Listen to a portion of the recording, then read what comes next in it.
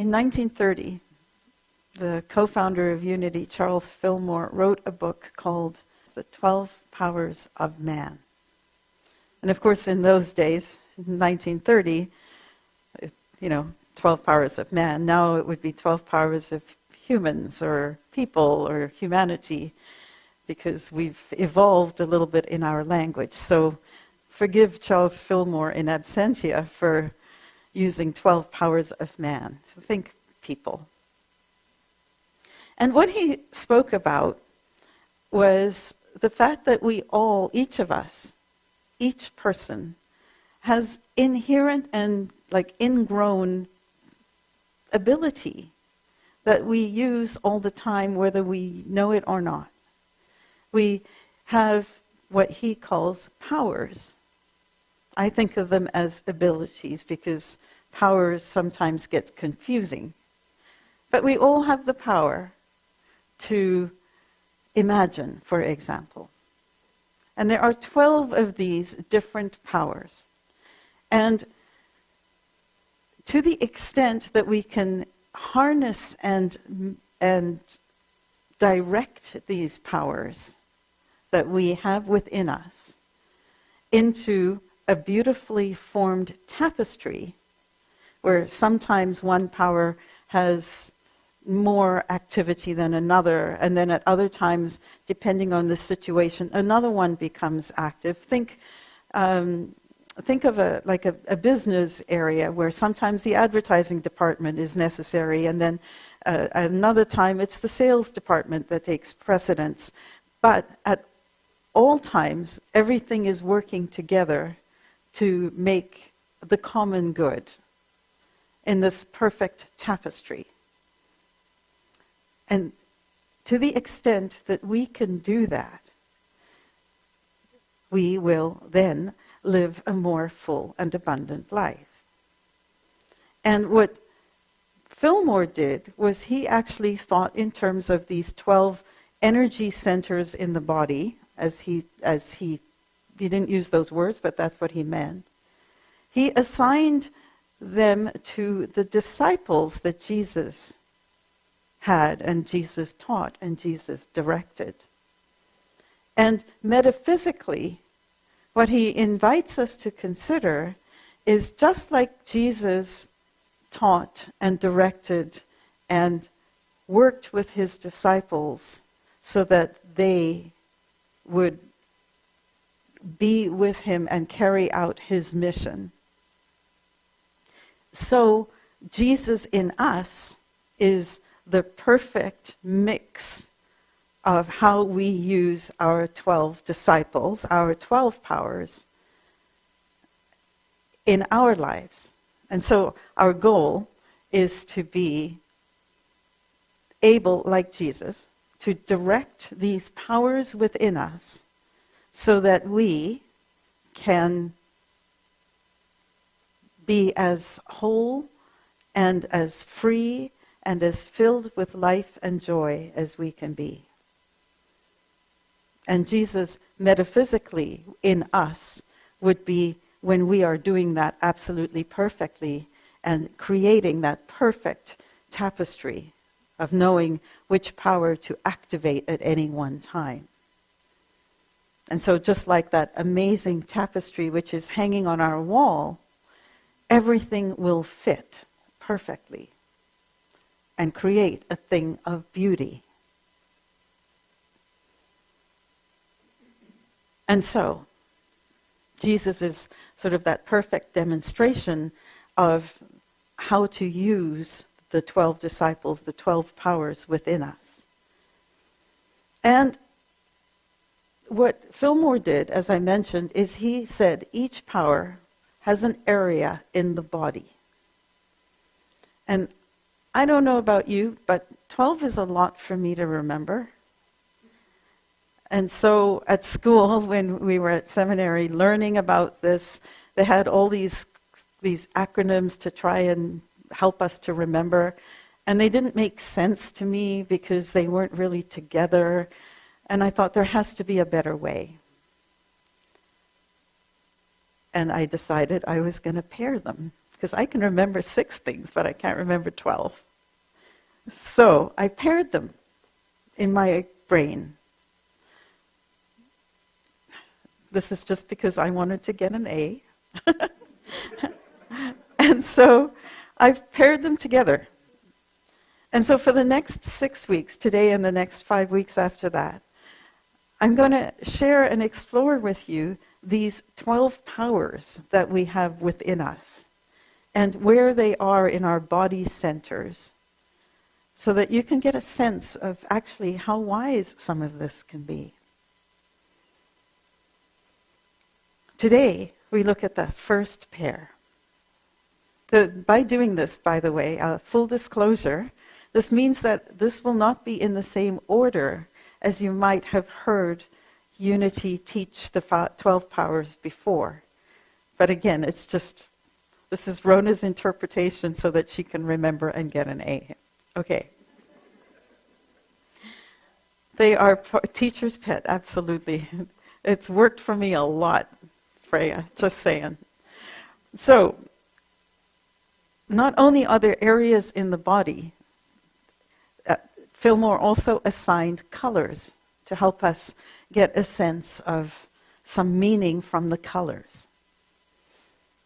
And so today we look at the first 2, which is actually the same as what Unity teaches.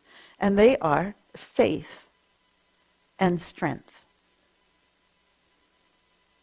Faith is represented by Peter, the disciple Peter, who was first Simon, and then when he decided to follow Jesus, his name changed to Peter. And Jesus said, on this rock, on Peter, is the rock I will build my church. That indicates a firm foundation. And that is what faith is. It's those deeply held beliefs that we've intuited at times, that we've learned and adopted at times, and some stuff that we just know. And the location for faith is, imagine going like this and going like this and finding the middle point. It's between the 2 lobes of your brain and in the middle, in the pineal gland, if anyone cares. And the part that's so interesting about that is that it's deeply hidden. It is a deeply held place. The color is dark blue, the color of night, the color of the early dawn or the early evening. And the thing about faith is that it allows us to look past what might be physically in appearance and intuit or know that there's something else going on, that we can see beyond what's happening and realize that there might be a deeper or more hidden meaning behind what might be going on. Faith enables us to look past appearances of lack or limitation or difficulty. The Indian writer-philosopher Tagore, and if you have never read any of Tagore, read him. He's amazing. Wrote, "Faith is the bird that feels the light when the dawn is still dark." Have you ever been outside and the birds will start to sing and you don't see any reason for it to happen, and then 10 or 15 minutes later you start to see the sun or the sky lightening in the morning? That's what he's talking about. The knowledge that something else is coming or something else is going on. And heralding and celebrating that, even when we don't quite know what that might be. And think about it, we all have faith in something. We have faith to different degrees in things like the medical profession. And some people will only be interested in hearing what a medical doctor will say. Others will have faith in something other than the medical profession and prefer to go to some other form of healing. Others may not want any of it at all. And we all have faith to some extent in whatever it is that we believe. We all have faith in masks or no masks and our belief about that, or vaccinations and no vaccinations and our belief about that. We all have faith in the things that we believe in. We have faith in all of those internalized beliefs that we may have been taught as children. Some of us may have faith in God. Others may have questions about God and swear that there's no such thing. We all have faith. We all have faith. We place our faith in different things. And in the past several years especially, it seems to me that our faith has been tested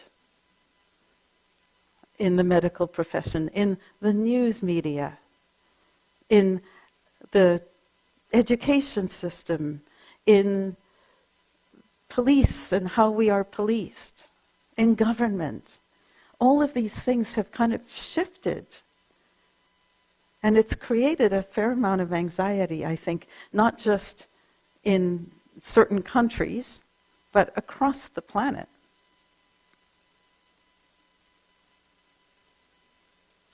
And the question then is, what do you do with that? Well, faith can be split into two different types. One is what I think of as blind faith. Blind faith is the absolute knowledge of the rightness of my position, which can sometimes be tempered by God will provide, that all things work for the good. If it's meant to be, it will happen. And there is some value in that. I found that I wrote, when I was researching this, I wrote this when I was in seminary several years ago. Blind faith is a lovely and comforting belief that can be captured in the quote, "Everything will work out in the end. If it hasn't worked out, it's not the end." I would propose that most spiritual students, including myself, operate frequently from this place. And with blind faith, there can be an abdication of responsibility, an idea that God will decide an individual's fate or decide whether to grant a request. There is a level of supplication and the lack of exercise of personal power when we operate entirely from blind faith. The blind faith has its good parts because there are things that we don't have control over. And there are things that we know have been painful that we've gone through and found ourselves happy on the other end. That's blind faith. And it has a place. And I think it works best when blind faith is mirrored or married to understanding faith. A faith that says, if it's to be, it's up to me. That I'm going to move in the direction of the things that I long for, even as I know that everything is going to work out for the good. And while we may know that this is true at some level, again, why don't I just read what I wrote because it was so great? Understanding faith moves from the mentality of, if it's meant to be, it will happen, to, if it's to be, it's up to me. There is a recognition that we humans are part and parcel of the energy we call God, and as such, we have the power to create with the power of our mind intention. While we may know this truth at some level, we are challenged to believe it. We have been taught, as Wayne Dyer put it, to see it in order to believe it, rather than believe it in order to see it. Understanding faith comes from knowing that we can be assured of the results of our thoughts and intentions, just as surely as we know that acorns grow into mighty oak trees. It requires focus, intelligence, a willingness to move our human thinking aside, and then get ourselves out of the way of the unfoldment process. Man, I didn't realize I was so articulate. What the heck? And humble. The thing is about faith, and we're going to run out of time, so I'll try to make it fast. There are times when we have an overdeveloped sense of faith, where we are so set in our ways and our belief and our faith in something that we become not open to new ideas. We resist and deny those new discoveries, those things that we have put our faith in so wholeheartedly that to accept that that may not have been true would completely shift our worldview, and we resist that. For example, and it was not that long ago, 400 years ago, it's not that long, where Galileo championed the idea that the earth rotates daily and that it revolves around the sun. That we take now as just, unless you're a flat earther, which is, God love you, we accept that to be scientific truth now. But at the time, everyone up until that point had faith in something that was completely different. And so, of course, poor Galileo was found vehemently suspect of heresy. He was forced to recant, and he spent the rest of his life under house arrest. And Galileo, thankfully, used it to his good and wrote a whole bunch of books while he was under house arrest. So thank you for that. All things work for the good. The thing about overdeveloped faith is that we resist the change when something comes along that says, hey, you might consider seeing this differently. So we don't have an open mind. We think my way is the only way, and nothing else will get through. Or we see underdeveloped faith. That is faith where I don't believe in anything. I don't trust anything anymore. And that can be a place that is not grounded and doesn't feel safe. Adds to anxiety. So what we want to do is to try and find what I think of as the Goldilocks zone of faith. You know, it's not too much, not too little, it's just right. And how do we find that? Well, I think part of it is to combine blind faith with understanding faith, that trust that you know, at a greater level, we've got this, that life has got this, universe has got this, God's got this. And if it's to be, it's up to me. And we need to combine it with Peter's brother, Andrew, who is representative of strength. And strength is located in the loins. You know how, people went into battle and they would gird their loincloths, whatever the heck that means. But I think it means it's this part of your torso that supports your back. It supports your body. And it is both flexible and able to be strong and tall. And so strength is the ability. Now, Fillmore only used part of it. So again, I'm now interpreting my own interpretation of strength. Strength, according to him, was the ability to withstand, to withhold, to uphold, to stay the course, to maintain. And I think that is part of strength. And I think another part of strength is knowing when to be flexible. Knowing when to say, actually, you know what, Galileo, I was wrong. Because God knows it takes strength to say that. To say everything that I just believed is no longer true, and I'm willing to accept and adjust my faith.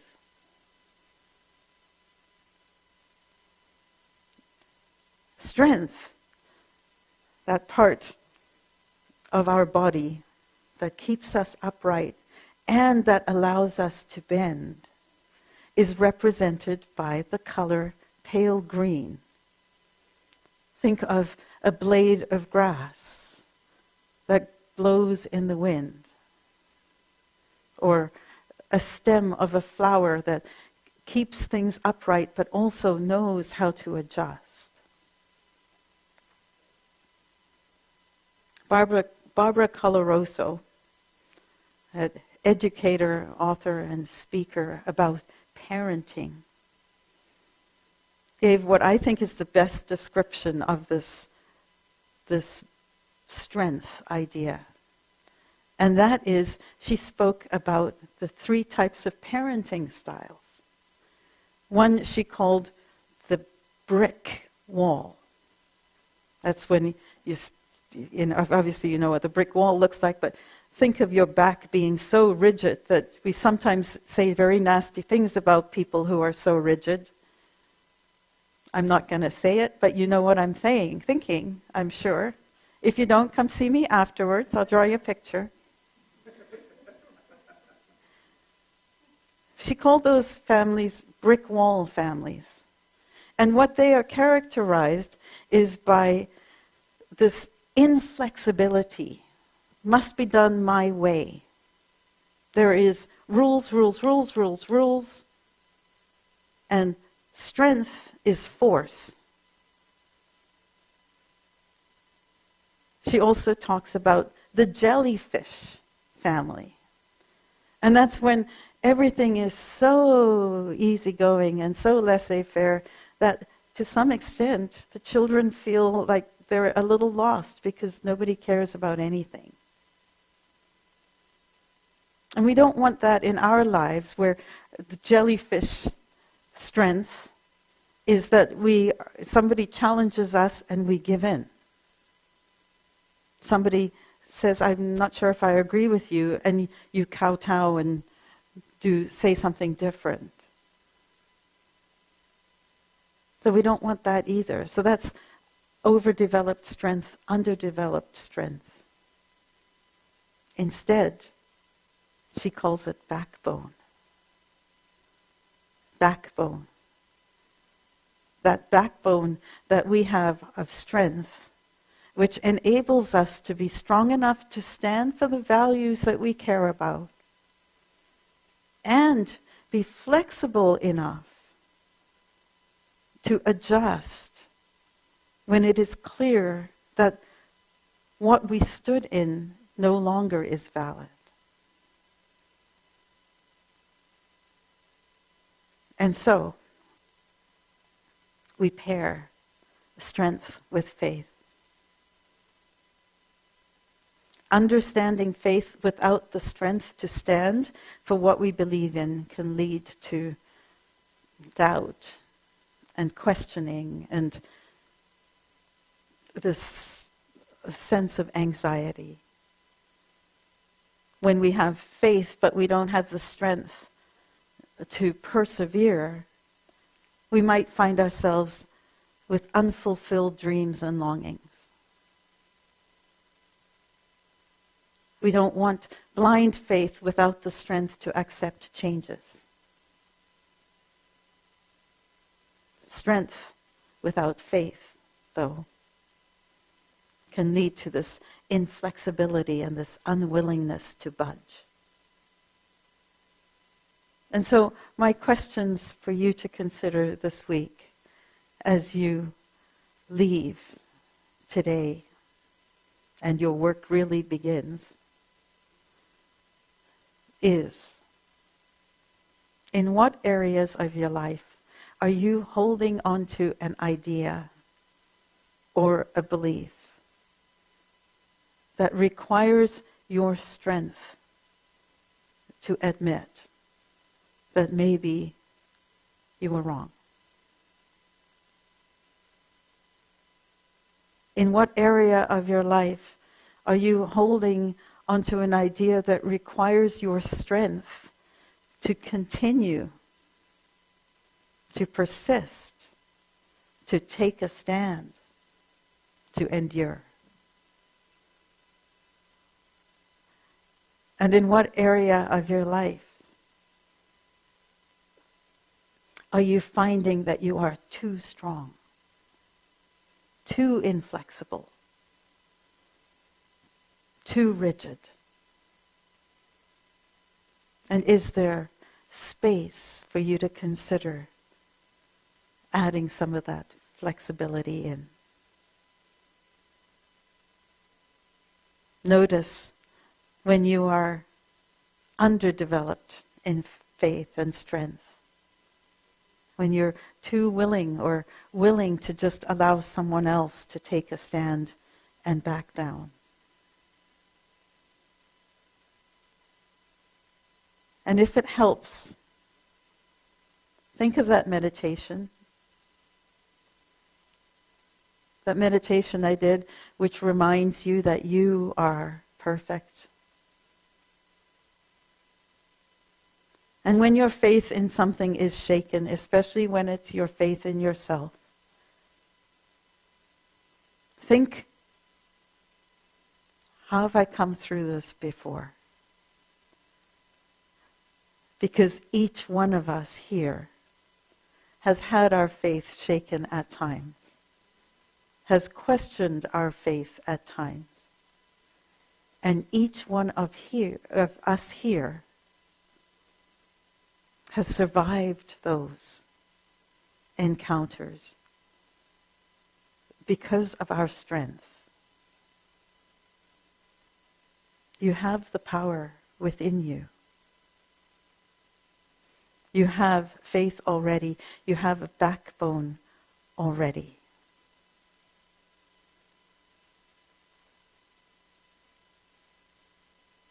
Faith and strength.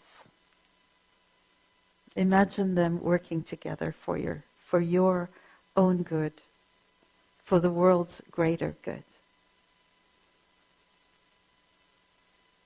I know that these two brothers, these two related powers, can uplift you, can allow you to stand tall, and can allow you to move into greater expression and joy of life. I bless you.